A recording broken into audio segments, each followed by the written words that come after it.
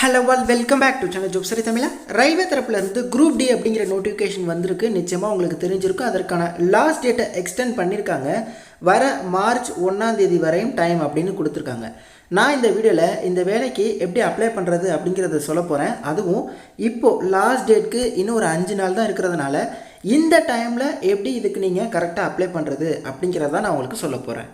So வீடியோவை skip பண்ணாமல் பாருங்கள், அப் டு எண்ட் வரையும் பாருங்கள். ஆர்ஆர்பி சென்னை அஃபிஷியல் வெப்சைட்டில் ஸோ இந்த இடத்துல இதற்கான நோட்டிஃபிகேஷன் வந்து கொடுத்துருக்காங்க. ஸோ இதிலே பார்த்தீங்கன்னா நீங்கள் அந்த ஃபுல் டீட்டெயில்ஸ் பிடிஎஃப் டவுன்லோட் பண்ணிக்கலாம். நான் டிஸ்கிரிப்ஷனில் ஃபுல் டீட்டெயில்ஸ் யூடியூப் வீடியோ அப்படின்னு சொல்லி ஒரு லிங்க் தரேன், அதை பாருங்கள். அதில் என்ன வயது, என்ன விதமான பதவி, எப்படி இந்த வேலைக்கு எடுக்கிறாங்க, எக்ஸாமுக்கு என்னென்ன படிக்கணும் எல்லாமே சொல்லியிருக்கேன். அந்த வீடியோவை கட்டாயம் பார்த்துருங்க.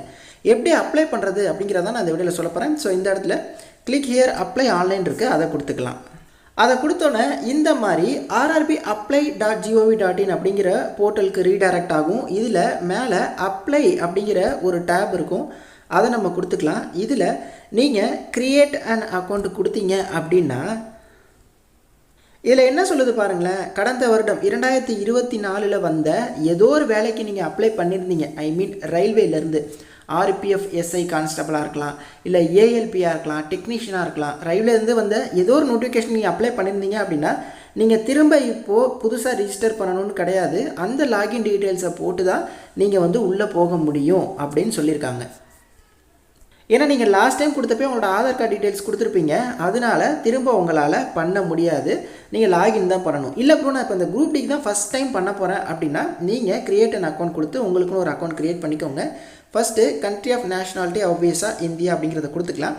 அடுத்து ஃபுல் நேம், உங்களோட 10th மார்க் ஷீட்டில் எப்படி இருக்கோ அதே மாதிரி நேமை கரெக்டாக கொடுங்க. நேமை திரும்ப இன்னொரு டைம் ஒரு ஆப்ஷனையுமே 2 தடவை நம்ம வந்து கொடுக்குற மாதிரி இருக்கும். அடுத்து have you changed your name, அதாவது உங்களோட பெயர் மாற்றம் பண்ணியிருக்கீங்களா அப்படின்னு சொல்லி கேட்குறாங்க. எஸ்னா எஸ் கொடுங்க, இல்லைனா நோ அப்படிங்கிறத கொடுத்துக்கோங்க. எஸ் கொடுத்தீங்க அப்படின்னா என்ன பெயர் மாற்றிருக்கீங்க அப்படிங்கிறத நீங்கள் வந்து கொடுக்கணும். மேபி நீங்கள் 10வதுக்கு அப்புறம் பெயர் மாற்றிருந்தீங்க அப்படின்னா நீங்கள் வந்து கொடுக்கலாம். ஏன்னா 10வது மார்க் ஷீட்டில் வேறு பெயர் இருக்கும், அதுக்கப்புறம் வேறு பெயர். அதனால் இல்லை பெயர்லாம் மாற்ற அப்புறம்னா ஜஸ்ட் நோன் கொடுத்து முடிச்சிருங்க. டேட் ஆஃப் பர்த், பிறந்த தேதி என்ன அப்படிங்கிறது கேட்டிருக்காங்க. ஸோ இந்த இடத்துல ஒரு கேலண்டர் மாதிரி இருக்கும், அதை நீங்கள் கிளிக் பண்ணிக்கோங்க. அதை கிளிக் பண்ணிட்டு ஃபஸ்ட்டு வருஷத்தை தொட்டு வருஷத்தை போட்டுக்கோங்க. அடுத்து இந்த ஆரோ மார்க்கை வச்சு மாதத்தை நவுத்துங்க. அடுத்து கரெக்டாக டேவை செலக்ட் பண்ணிங்க அப்படின்னா டேட் ஆஃப் பர்த் கரெக்டாக இந்த இடத்துல என்ட்ரு ஆகிரும். இந்த இடத்துல உங்களோட டேட் ஆஃப் பர்த்தை நீங்கள் வந்து டைப் பண்ணுற மாதிரி இருக்கும். அதாவது ஜஸ்ட் அந்த நம்பரை மட்டும் டைப் பண்ணால் போதும். அந்த ஸ்லாஷ் இருக்குல்ல, அது வந்து ஆட்டோமேட்டிக்காக அதுவே வந்து விழுந்துடும். ஓகே. அடுத்து ஜெண்டர், ஆனா பெண்ணா, ஒன்று நீங்கள் 2 தடவை கொடுக்கணும். அடுத்து அப்பா பெயர் அவங்களோட 10th மார்க் ஷீட்டில் இருக்கிற மாதிரி கொடுக்க சொல்கிறாங்க. இன்கேஸ் அவங்க 10thலாம் படிக்கலை அப்படின்னா அவங்களோட ப்ரூஃபில் இருக்கிற மாதிரி கொடுங்க, போதுமானது. அடுத்து அம்மா பெயர் கொடுத்துருங்க. அடுத்து இமெயில் அட்ரஸ், உங்களோட இப்போ வேலிடாக இருக்கக்கூடிய இமெயில் அட்ரஸ். அவங்க ஏதாவது ஒரு அப்டேட்டு கால் லெட்டர் வருதுன்னா இமெயிலில் தான் தெரியப்படுத்துவாங்க. அந்த இமெயில் ஐடி இப்போ ஆக்டிவில் உங்களோட இமெயில் ஐடியை கொடுத்துருங்க. ஜென்ரேட் ஓடிபி கொடுத்தா இமெயிலுக்கு ஒரு ஓடிபி வரும், அதை இந்த இடத்துல கொடுத்து வெரிஃபை பண்ணிடுங்க.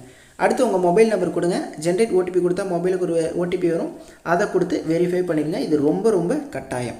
அடுத்து பாருங்கள், உங்களோட ஆதார் கார்டு நம்பர் அப்படிங்கிறத நீங்கள் வந்து கொடுக்கணும். ஆதார் கார்டை கொடுத்தீங்கன்னா உங்கள் ஆதார் கார்டோட எந்த மொபைல் நம்பர் லிங்க் ஆகியிருக்கோ அதுக்கு ஒரு ஓடிபி வரும். ஸோ அதை நீங்கள் இந்த இடத்துல கொடுத்து ஆதார் கார்டை வெரிஃபை பண்ணிடுங்க. ஆதார் கார்டு அப்படிங்கிறது கட்டாயம். இன்கேஸ் உங்கள்கிட்ட ஆதார் கார்டு இல்லை அப்படின்னா ஐ do not have Aadhaar card அப்படிங்கிறத கொடுத்து இந்த இடத்துல ஐ do not have ஆதார் கொடுத்து வேறு ஏதாவது ஒரு ப்ரூஃப் கூட நீங்கள் கொடுத்து அதோட டீட்டெயில்ஸ் கூட கொடுத்துக்கலாம் அப்படின்னு சொல்லியிருக்காங்க. பட் நான் ப்ரிஃபர் பண்ணுறது ஆதார் கார்டு அப்படிங்கிறத கொடுங்க. சில பேருக்கு ஆதார் கார்டில் உள்ள மொபைல் நம்பருக்கு அவங்க வச்சுருக்க மாட்டாங்க, ஓடிபி வராது. இப்போது இந்த ஒரு 1-2 நாள் டைமில் அதை சேஞ்ச் பண்ணிட்டு இருக்கிறதும் சிரமம். அப்படி இருந்தீங்கன்னா நீங்கள் வேறு ப்ரூஃபை கொடுத்து சப்மிட் பண்ணிடுங்க. அதுக்கப்புறம் ஆதார் கார்டில் மொபைல் நம்பரை மாற்றி அந்த மொபைல் நம்பரை ஆக்டிவில் வச்சுக்கோங்க. ஃப்யூச்சரில் எக்ஸாமில் செலக்ட் ஆனதுக்கப்புறம் கேட்டால் நீங்கள் வந்து அதை ப்ரொடியூஸ் பண்ணிக்கலாம். ஓகே. அடுத்து பாஸ்வேர்டு க்ரியேட் பண்ணணும். பாஸ்வேர்டு எப்படி பண்ணணும் அப்படின்னா கேபிட்டல் லெட்டர் இருக்கணுமா, ஸ்மால் லெட்டர் இருக்கணுமா, ஸ்பெஷல் கேரக்டர் இருக்கணுமா, நம்பர்ஸ் இருக்கணுமா. அதாவது கேபிட்டல் லெட்டர்னால் இந்த மாதிரி பெரிய லெட்டர்ஸ் ஏபிசி இந்த மாதிரி பெரிய லெட்டர்ஸ், ஸ்மால் லெட்டர்ஸ்னால் ஸ்மால் லெட்டர்ஸ் இந்த மாதிரி, அப்புறம் ஸ்பெஷல் கேரக்டர்னால் இந்த மாதிரி அட், டாலர், பர்சன்டேஜ், ஆஷ் இந்த மாதிரி சிம்பிள்ஸ்லாம் இருக்கிற மாதிரி, அப்புறம் நம்பர்ஸ் 1 2 3 இந்த மாதிரி இதெல்லாமே இருக்கிற மாதிரி ஒரு பாஸ்வேர்டை வந்து நீங்கள் செட் பண்ணியிருக்கோங்க. அதுக்குள்ளே எனக்கு நெட்டு டிஸ்கனெக்ட் ஆகிடுச்சு, அதனால் போயிடுச்சு. ஓகே, கொடுத்துட்டு இந்த டிக் பாக்ஸை எனேபிள் பண்ணிட்டு ப்ரிவ்யூ அண்ட் க்ரியேட் அக்கௌண்ட் அப்படிங்கிறத கொடுத்துருங்க. ஓகே, கொடுத்ததுக்கப்புறம் உங்களுக்குன்னு ஒரு டேஷ்போர்டு வந்து க்ரியேட் ஆகிரும். ஸோ இந்த இமெயில் ஐடி நீங்கள் க்ரியேட் பண்ண பாஸ்வேர்டு இதை நீங்கள் சேவ் பண்ணிக்கோங்க. இதை வச்சு தான் ஃப்யூச்சரில் நீங்கள் எந்த ஒரு ரயில்வே எக்ஸாமுக்கு அப்ளை பண்ணுற மாதிரி இருந்தாலும் நீங்கள் இதை கொடுத்து தான் உள்ளே போகணும். புதுசாக க்ரியேட் பண்ணுறது ரொம்ப சிரமம். ஏன்னா ஆல்ரெடி கொடுத்த மொபைல் நம்பரில் பண்ண முடியாது, இமெயில் ஐடியில் பண்ண முடியாது, ஆதார் வேறு புதுசாக போட முடியாது. ஸோ அதனால் இதை வந்து பக்காவாக வச்சுக்கோங்க. ஸோ உங்கள் டேஷ்போர்டுக்குள்ளே வந்துருங்க, ஆன்லைன் அப்ளிகேஷன் ப்ரொசீட் பண்ணி உள்ளே வந்துருங்க. இந்த இடத்துல லெவல் 1 அப்படிங்கிற மாதிரி இருக்கும் நோட்டிஃபிகேஷன், அதுக்கு தான் நம்ம அப்ளை பண்ண வந்திருக்கோம். ஸோ இதில் சென்னை அப்படிங்கிறத சூஸ் பண்ணிட்டு இந்த டிக் பாக்ஸை எனேபிள் பண்ணிட்டு நீங்கள் ஜஸ்ட்டு நெக்ஸ்ட் கொடுங்க. ஸோ இதில் நம்மளோட டீட்டெயில்ஸ் எல்லாமே ஓரளவு ஃபெட்டாக இருக்கும். எதெல்லாம் மிச்சம் இருக்கோ அதை தான் நம்ம கொடுக்க போகிறோம். ஃபஸ்ட்டு கல்யாணம் ஆயிடுச்சா இல்லையா, மேரிடா அன்மேரிடாக கொடுத்துக்கோங்க. ரிலீஜன் ஹிந்துவா முஸ்லீமா கிறிஸ்டினா அதை கொடுத்துக்கோங்க. மதர் டங் தமிழ் கொடுத்துக்கலாம். Choice of language of examination எந்த மொழியில் எழுத நீங்கள் விருப்பப்படுறீங்க அப்படின்னு சொல்லி இதில் தமிழும் இருக்குது, அப்புறம் இங்கிலீஷும் இருக்குது. நீங்கள் எதில் விருப்பப்படுறீங்களோ அதை கொடுத்துக்கோங்க. அடுத்து 2 permanent visible mark of identification அப்படிங்கிறத நீங்கள் கொடுக்கணும். அதாவது உங்கள் உடம்புல ஏதாவது ஒரு இடத்துல தழும்பு அப்புறம் வந்து மச்சம் இந்த மாதிரிலாம் இருக்கும், அதுவும் விசிபிள் மார்க்காக, அதாவது தெரியக்கூடிய இடங்கள். இப்போ உதாரணத்துக்கு எனக்கு வந்து இந்த தோள்பட்டைக்கிட்ட ஒரு மச்சம் இருக்குது அப்படின்னா என் மோல் ஆன் மை பேக் அப்படின்னு சொல்லி மாதிரி கொடுத்துருக்கேன். ஸோ எனக்கு பின்னாடி ஒரு மச்சம் இருக்கும் அப்படின்னு சொல்லிட்டு, அதே மாதிரி ஃபேஸில் ஒரு தழும்பு இருக்கும் அப்படின்னு சொல்லி மாதிரி கொடுத்துருக்கேன். மச்சம்னா மோல் அப்படிங்கிற மாதிரி மென்ஷன் பண்ணுங்கள், தழும்புனா ஸ்கேர் அப்படிங்கிற மாதிரி மென்ஷன் பண்ணுங்கள். ஓகே, ஸோ இது வந்து உண்மையிலே உங்களுக்கு வந்து இருக்கணும், நான் போட்டிருக்கிறத போடாதீங்க. உங்கள் உடம்புல கண்டிப்பாக ஏதோ ஒரு ஐடென்டிஃபிகேஷன், குட்டியாக ஒரு மச்சம் இருக்கும், ஒரு சுண்டு விரலில் இருக்கும், ரைட் ஹேண்டு ஃபிங்கரில். ஸோ அந்த மாதிரி நீங்கள் மென்ஷன் பண்ணிக்கோங்க. அடுத்து ரொம்ப ரொம்ப முக்கியமானது கம்யூனிட்டி. அதாவது நீங்கள் இப்போது யூஆர்னா யூஆர் கொடுத்துடலாம், பிரச்சனை இல்லை. எஸ்சி எஸ்டினா எஸ்சி எஸ்டி கொடுத்துடலாம், இடபிள்யூஎஸ் கொடுத்துடலாம். பிசி எம்பிசி டிஎன்சி பிசிஎம்னா நீங்கள் ஓபிசியில் வருவீங்க. ஓபிசி சர்டிஃபிகேட் வந்து நீங்கள் அப்ளை பண்ணுறப்போ அதோட டீட்டெயில்ஸ் கொடுக்கணும். வேணால் ஓபிசின்னு கொடுத்து பாருங்களேன். ஸோ பாருங்கள், ஸோ நீங்கள் வந்து ஓபிசி நான் கிரிமியில் வருவீங்களான்னு கேட்பாங்க. அதில் நம்ம எஸ் கொடுத்தா ஓபிசி சர்டிஃபிகேட் நம்பர்லாம் கேட்குறாங்க. உங்கள்கிட்ட இந்த வருஷத்துக்கான ஓபிசி சர்டிஃபிகேட் இருக்குது அப்படின்னா நீங்கள் அதோட டீட்டெயில்ஸ் கொடுக்கலாம். இந்த வருஷத்துக்கு மீன்ஸ் இந்த வர மார்ச் 31க்குள்ளே எடுத்தது, அதாவது 2024 மார்ச் 1ஆம் தேதிக்கு அப்புறம் எடுத்தது. இந்த 2025 மார்ச் 31க்குள்ளே எடுத்தது, அதாவது மார்ச் 1 டு மார்ச் 31. இதுதான் ஒரு ஓபிசி வேலிடிட்டியோட டைமிங். ஒரு வருஷத்துக்கு அப்படின்னா இப்போது இந்த வருஷத்துக்கான வேலிடிட்டி மார்ச் 1 2024 டு மார்ச் 31 2025. இந்த பீரியடில் எடுத்த ஓபிசி சர்டிஃபிகேட் அப்படின்னா நீங்கள் யூஸ் பண்ணிக்கலாம். இல்லை ப்ரோ என்கிட்ட இல்லை, நான் இனிமேல் தான் எடுக்க போகிறேன் அப்படின்னா இருக்க போகிறது இன்னும் 4 நாள் தான். எப்படி ஓபிசி சர்டிஃபிகேட் எடுக்க முடியுமா? ரொம்ப சிரமம். அப்போ என்ன தான் பண்ணுறது? வேறு வழியே இல்லை. நீங்கள் யூஆர்னு போட்டு அப்ளை பண்ணால் மட்டுமே தான் இதற்கு அப்ளை பண்ண முடியும், இல்லைனா அப்ளையே பண்ண முடியாது. யூஆர்னு போட்டு அப்ளை பண்ணுறதுனால என்ன பிரச்சனை வரும் அப்படின்னா, யூஆருக்கு என்ன வயது வரும்போ அதுதான் உங்களுக்கு, யூஆருக்கு என்ன கட் ஆஃபோ அதுதான் உங்களுக்கு. உங்கள் அந்த வகுப்பிற்கான அந்த ரிலாக்ஸேஷன் அப்படிங்கிறது கிடைக்காது. நான் என்ன சொல்கிறேன், டைம் கம்மியாக இருக்கிறதுனால, எதுவுமே இல்லாதனால நீங்கள் ஜஸ்ட்டு அப்ளை பண்ணி ஒரு ட்ரெயினாவது பண்ணலாம்ல. யூஆரில் பார்ட்டிசிபேட் பண்ணி வேலை எடுக்க முடியும், என்ன கொஞ்சம் சிரமம் அப்படின்னு நான் சொல்கிறேன். ஓகே, அடுத்து அட்ரஸ் டீட்டெயில்ஸு, ஸ்டேட்டு, டிஸ்ட்ரிக்கு, உங்களோட தெரு பெயரை டீட்டெயிலாக எழுதிருங்க. அப்புறம் present nearest city or major town, அதாவது உங்களுக்கு நியர்பையில் உள்ள சிட்டி என்ன சிட்டி அதை கொடுங்க, இல்லை உங்கள் டிஸ்ட்ரிக் பேரை கொடுத்துக்கோங்க. அடுத்து பின்கோடை கொடுத்துருங்க. கொடுத்துட்டு ப்ரெசன்ட் அட்ரஸும் பர்மனெண்ட் அட்ரஸும் சேம் அப்படின்னா அந்த டிக் பாக்ஸ் எனேபிள் பண்ணால் அந்த சைடு கொடுத்தது எல்லாமே இந்த சைடு வந்துடும். கொடுத்துட்டு ஈச் டைம் நம்ம சேவ் கொடுத்துட்டு தான் நெக்ஸ்ட் அப்படிங்கிறத கொடுக்கணும். அடுத்து பாருங்கள், நீங்கள் எக்ஸ் சர்வீஸ் மேனான்னு கேட்குறாங்க, எஸ் ஆர் நோ கொடுத்துக்கோங்க. அடுத்து பர்சன் வித் டிசபிலிட்டியான்னு கேட்டிருக்காங்க, அதாவது மாற்றுத்திறனாளியான்னு கேட்டிருக்காங்க. எஸ் கொடுத்தீங்க அப்படின்னா என்ன டைப் ஆஃப் டிசபிலிட்டி, அது என்ன, அதோட சர்டிஃபிகேட் டீட்டெயில்ஸ் இது எல்லாமே நீங்கள் கொடுக்குற மாதிரி இருக்கும், அதை நீங்கள் கொடுத்துக்கோங்க. இந்த நோட்டிஃபிகேஷனில் மாற்றுத்திறனாளி நண்பர்களுக்கு நிறைய வேகன்சி அப்படிங்கிறது இருக்குது. அதே மாதிரி சில டைப் ஆஃப் மாற்றுத்திறனாளிகள் இருப்பாங்க, அவங்களால எக்ஸாமினேஷன் எழுத முடியாது. அந்த டைப் ஆஃப் டிசபிலிட்டி பீப்புளுக்கு இவங்க ஸ்க்ரைப் வச்சுக்கலாம், அதாவது எக்ஸாம் எழுதுறதுக்கு ஒரு ஆள் வச்சுக்கலாம். அப்படி அவங்களுக்கு வேணும் அப்படின்னா நீங்கள் வந்து இந்த இடத்துல எஸ்ன்னு கொடுத்து யார் நீங்கள் சொல்ல எக்ஸாம் எழுத போகிறாங்க அப்படிங்கிற அந்த அவங்களோட டீட்டெயில்ஸ், அவங்களோட பெயர், இந்த மாதிரி இதெல்லாமே வந்து நீங்கள் கொடுக்கலாம். இன்கேஸ் நீங்கள் வந்து ஸ்க்ரைப் தேவை, உங்களுக்கு பதில் ஒரு ஆள் எழுத தேவை அப்படின்னா அவங்களோட டீட்டெயில்ஸ் எஸ் கொடுத்துடணும். அந்த ஸ்க்ரைப் வந்து எக்ஸாம் எழுத போகிறாங்களா, அவங்க எழுத போகிறாங்களா, அவங்களுக்காகன்னு கேட்பாங்க. இந்த இடத்துல நீங்கள் நோ கொடுத்துட்டு அப்புறம் ஃபர்தர் டீட்டெயில்ஸ் எல்லாமே கொடுத்து நீங்கள் வந்து கொடுத்துடலாம். அதாவது நீங்கள் உங்களுக்காக ஒரு ஆளை எழுத வைக்க போகிறீங்கல்ல, அவங்க தனியாக எக்ஸாம் எழுதக்கூடாது, அவங்க உங்களுக்காக தான் எழுதணும் அப்படின்னு சொல்கிறாங்க. இல்லை இதெல்லாம் இல்லை ப்ரோ அப்படின்னா ஜஸ்ட் நோ அப்படிங்கிறத கொடுத்துக்கலாம். அடுத்து நீங்கள் இபிசி ஹோல்டரா அப்படின்னு சொல்லி கேட்குறாங்க.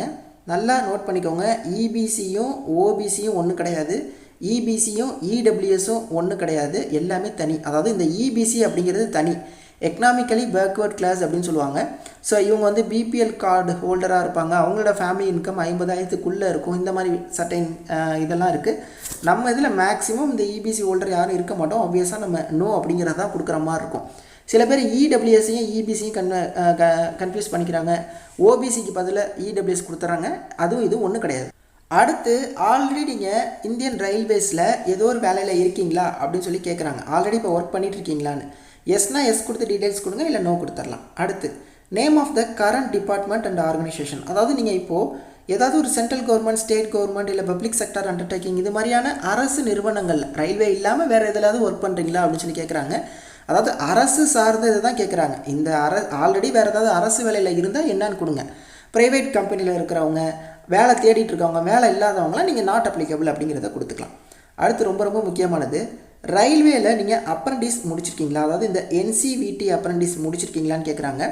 ஏன்னா அப்ரண்டிஸ் முடித்தவங்களுக்கு இதில் இருக்கிற வேகன்சியில் 20% அப்ரண்டிஸ் முடித்த நண்பர்களுக்கு தராங்க. அப்ரண்டிஸ் முடிச்சிருந்தீங்கன்னா இந்த இடத்துல நீங்கள் எஸ்ன்னு மென்ஷன் பண்ணி உங்களோட சர்டிஃபிகேட் டீட்டெயில்ஸ் எந்த வருஷம் முடிச்சிங்க அதெல்லாம் கொடுங்க. அப்படி இல்லைனா நோ கொடுத்துக்கலாம். அடுத்து கீழே பேங்க் டீட்டெயில்ஸ் கேட்பாங்க. இந்த பேங்க் டீட்டெயில்ஸ் என்ன ப்ரோ அப்படின்னா, 500 ரூபாய் ஃபீஸ் இருக்குது. எஸ்சி எஸ்டி ஆல் விமன் ஃபைண்டர்ஸ்க்கு 250 இருக்குது. யாருக்கெல்லாம் 500 ரூபா ஃபீஸோ அதில் 400 ரூபாயை ஃபஸ்ட்டு, அதாவது ஒரு எக்ஸாம் தான், அந்த ஒரு எக்ஸாம் அட்டன் பண்ணோன்னு ரீஃபண்ட் பண்ணிடுவாங்க. யாருக்கெல்லாம் 250 ரூபா ஃபீஸோ அவங்களுக்கு அந்த ஒரு எக்ஸாம் அட்டன் பண்ணக்கப்புறம் 250 ரூபாயுமே ரீஃபண்ட் பண்ணிடுவாங்க. அந்த ரீஃபண்டுக்கான பேங்க் டீட்டெயில்ஸ் கொடுக்கணும். அப்போது யார் அப்ளை பண்ணுறாங்களோ அவங்களோட பேங்க் டீட்டெயில்ஸ் வந்து இந்த இடத்துல கொடுத்தீங்க அப்படின்னா அவங்க ரீஃபண்டுக்கான ஒரு டேட் சொல்லுவாங்க. அந்த டேட்டில் உங்கள் பேங்க்குக்கு ஆட்டோமேட்டிக்காக உங்கள் பணம் வந்து வந்துடும். அடுத்து எஜுகேஷனல் குவாலிஃபிகேஷன், உங்களோட 10th டீட்டெயில்ஸ் வந்து கொடுக்குற மாதிரி இருக்கும். ஸோ இந்த இடத்துல பாருங்கள், ஃபஸ்ட்டு குவாலிஃபிகேஷன் மெட்ரிகுலேஷன் கொடுத்துக்கலாம். எந்த ஸ்டேட்டில் படிச்சிங்க, என்ன டிஸ்ட்ரிக்கு, என்ன போர்டு, அதாவது 10th என்ன போர்டுன்னு கேட்பாங்க. நான் சும்மா ஸ்டேட் போர்டுன்னு எழுதியிருக்கேன். நீங்கள் நல்லா எக்ஸ்பேண்டடாக எழுதுங்க. உங்கள் 10th மார்க் ஷீட்டில் இருக்கும், சயின்டிஸ்ட் ஸ்கூல் ஆஃப் எஜுகேஷன் இந்த மாதிரி இருக்கலாம், அது மாதிரி ஃபுல்லாக எழுதுங்க. மெட்ரிகுலேஷனாக அந்த போர்டு நேமை ஃபுல்லாக, சிபிஎஸ்சினா சென்ட்ரல் போர்ட் ஆஃப், அந்த மாதிரி ஃபுல்லாக போர்டு பேரை எழுதுங்க. டேட் ஆஃப் பாசிங், 10th எப்போ பாஸ் பண்ணீங்க, 10th மார்க் ஷீட்டில் இருக்கும். 10th ரோல் நம்பர் கேட்குறாங்க, சர்டிஃபிகேட் நம்பர் கிடையாது, ரோல் நம்பர் கேட்குறாங்க, கொடுங்க. அப்புறம் தான் 10th சீரியல் நம்பர், ஐ மீன் சர்டிஃபிகேட் நம்பர் கேட்பாங்க. 10th மார்க் ஷீட் மேலே இருக்கும், கொடுத்து நீங்கள் வந்து அப்டேட் பண்ணிக்கலாம். அதே மாதிரி கீழே to add your qualification select இது இருக்கும். ஸோ வேறு ஏதாவது குவாலிஃபிகேஷன் ஆட் பண்ணுமான்னு கேட்குறாங்க. இதில் என்னென்ன இருக்குது, ஐடிஐ, எஸ்எஸ்எல்சி, என்இஎஸ்சி தான் இருக்குது. 10th படிச்சிருக்கீங்கன்னா 10th மட்டும் கொடுத்தா போதும். சில பேர் பார்த்திங்கன்னா ஐடிஐ படிச்சிருப்பாங்க. ஏன்னா அந்த நோட்டிஃபிகேஷனுக்கு 10th ஆர் ஐடிஐ தான் எலிஜிபிள். ஐடிஐ படிச்சிருக்கீங்கன்னா நீங்கள் ஐடிஐன்னு கொடுத்து ஐடிஐ டீட்டெயில்ஸை கொடுங்க. சில பேர் 10th படிச்சிருப்பாங்க, ஐடிஐயும் படிச்சிருப்பாங்க. அப்படி இருந்தால் ஃபஸ்ட்டு 10th கொடுங்க, அடுத்து ஆட் இதில் போயிட்டு ஐடிஐ கொடுத்து நீங்கள் ஐடிஐயுமே கொடுத்துக்கலாம்.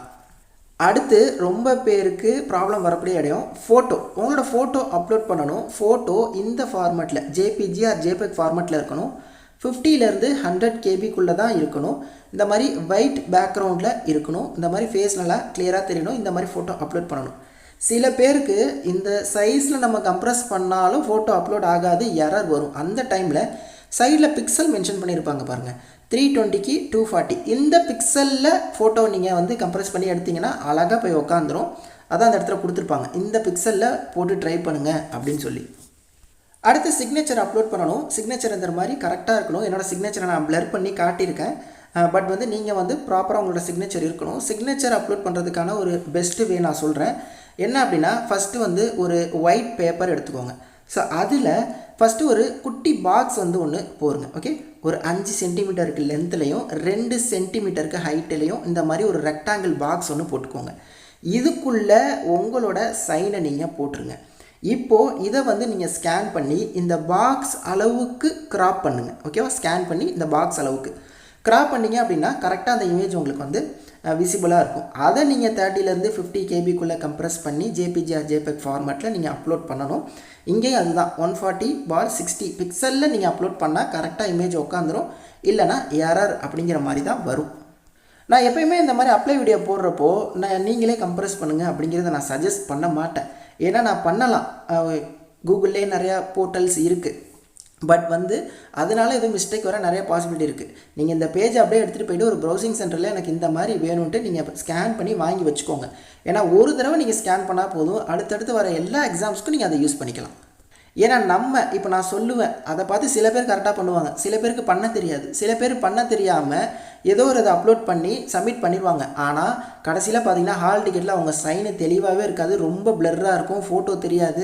ஏன்னா அவங்களுக்கு பண்ண தெரியாது, அவங்க மேலே தப்பு கிடையாது, நம்ம கைட் பண்ணுறது அவங்களுக்கு தப்பாக போயிடும். ஸோ அதனால் இந்த ஃபோட்டோ சிக்னேச்சரை நீங்கள் ப்ரௌசிங் சென்டரில் பண்ணி கரெக்டாக உங்கள் இமெயிலில் ஏற்றி வச்சுக்கோங்க. எப்போ தேவையோ அப்போ டக்குன்னு அதை டவுன்லோட் பண்ணி அப்லோட் பண்ணிக்கலாம். அடுத்து ரொம்ப முக்கியமானது ப்ரிஃபரன்ஸ் கொடுக்கணும். நீங்கள் இதில் எந்த பதவிக்கு ப்ரிஃபரன்ஸ் கொடுக்க போகிறீங்க அப்படிங்கிறது இருக்கும். ஓகே, ஸோ இதில் வந்து நீங்கள் வந்து இந்த ட்ராக் மிஷினுக்கு ஃபஸ்ட்டு இது கொடுக்கலாம். ஸோ இதே மாதிரி இந்த சைடு உள்ள எல்லாத்தையுமே நீங்கள் இந்த ப்ளஸ் பட்டனை கொடுத்து ப்ரிஃபரன்ஸ் கொடுக்கணும். ஸோ இந்த இடத்துல நீங்கள் உங்களோட ப்ரிஃபரன்ஸை கூட இப்படி ட்ராக் பண்ணி நீங்கள் சேஞ்ச் பண்ணிக்கலாம். அந்த பாக்ஸ் அப்படி மேலே தூக்கி நான் இதுக்கு ஃபஸ்ட்டு கொடுக்குறேன், இதுக்கு செகண்டு கொடுக்குறேன், இந்த மாதிரி ப்ரிஃபரன்ஸையும் நீங்கள் சேஞ்ச் பண்ணிக்கலாம். பட் எல்லாத்துக்குமே கொடுத்துருங்க. கொடுத்துட்டு இந்த ஃபஸ்ட்டு பாக்ஸை மட்டும் எனேபிள் பண்ணிவிட்டு ப்ளேஸ் அப்படிங்கிற இடத்துல உங்களோட டிஸ்ட்ரிக்ட் பேரை கொடுத்துட்டு நீங்கள் சப்மிட் பண்ணிடுங்க.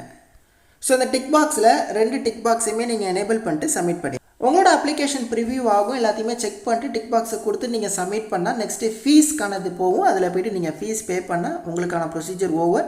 இல்லை நீங்கள் எடிட் பண்ணணும் அப்படின்னா இந்த இடத்துல எடிட் ஆப்ஷன் இருக்கும். இப்போயே நீங்கள் போய்ட்டு இந்த ப்ரிவியூ இந்த பார்க்குறதுல எதுவும் நீங்கள் எடிட் பண்ணணும்னா நீங்கள் எடிட் ஆப்ஷன் போய்ட்டு எடிட் பண்ணிக்கலாம். ப்ரோ, நான் வந்து அப்ளிகேஷன் சப்மிட் பண்ணிட்டேன், என்னால் எடிட் பண்ண முடியுமா அப்படின்னா எடிட் பண்ண முடியும். இப்போது லாஸ்ட் டேட் வந்து மார்ச் 1 வரை எக்ஸ்டெண்ட் பண்ணியிருக்காங்க. மார்ச் 1 வரையும் அவங்க அப்ளை பண்ணி முடிப்பாங்க. ஃபீஸ் பே பண்ணுறதுக்கு மார்ச் 3 வரையும் டைம் கொடுத்துருக்காங்க. அதுக்கப்புறம் மாடிஃபிகேஷன் விண்டோ அப்படின்னு சொல்லி ஓப்பன் பண்ணுவாங்க. ஸோ அந்த டைமில் பாருங்கள், அது எப்போ அப்படின்னா 4/3 13/3 இந்த டேட்குள்ளே நீங்கள் சப்மிட் பண்ணப்பட்ட அப்ளிகேஷனை நீங்கள் வந்து எடிட் பண்ணிக்கலாம். ஸோ இந்த modification window for correction in application form with payment of modification fee. So modification fee pay பண்ணி கரெக்ஷன் வந்து பண்ணிக்கலாம் அப்படிங்கிற மாதிரி கொடுத்துருக்காங்க. ஸோ நீங்கள் இந்த டைம் அதாவது 4/3 13/3 சப்மிட் பண்ணிட்டவங்க பண்ணிக்கலாம். டோன்ட் வெரி, நான் அதுக்கும் வீடியோ போடுறேன் எப்படி மாடிஃபை பண்ணுறது எல்லா தகவலுமே.